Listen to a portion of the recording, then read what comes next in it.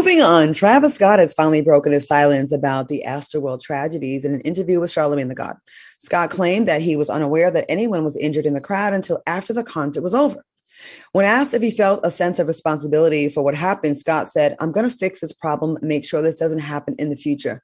What are your thoughts on Travis speaking out, and does he seem sincere? I read the article. And I will give Travis Scott one thing. That brother knows how to stay on message.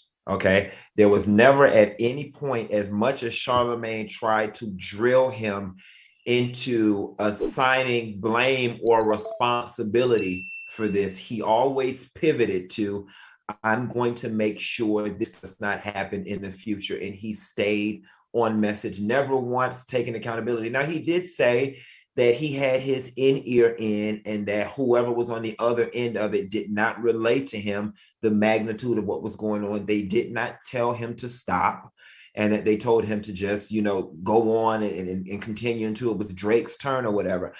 I don't know about you guys, Claudia. I'm sure you've been on the stage in that type of capacity. You've got all types of monitors, lights, and all kind of pit orchestra stuff going on down there. Oftentimes, you are unable to really see what's going on in the crowd.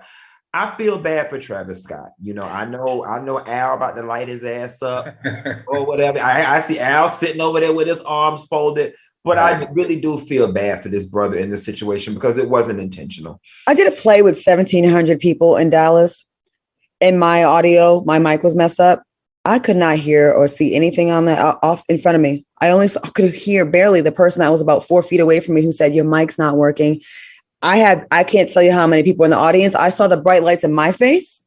I'm only speaking from my experience. And like I said, 1,700 seats is nothing compared to 50,000. So I don't know. I'm just gonna say what I didn't see nothing in the audience. Al, what you about to say? Sorry, guys. Nope, it's not working for me.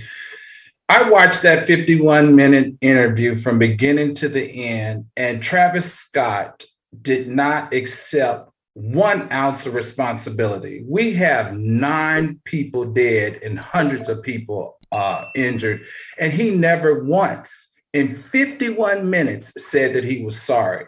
And what's so interesting was they showed clips to him where the audience was chanting, stop the concert, because people were dead.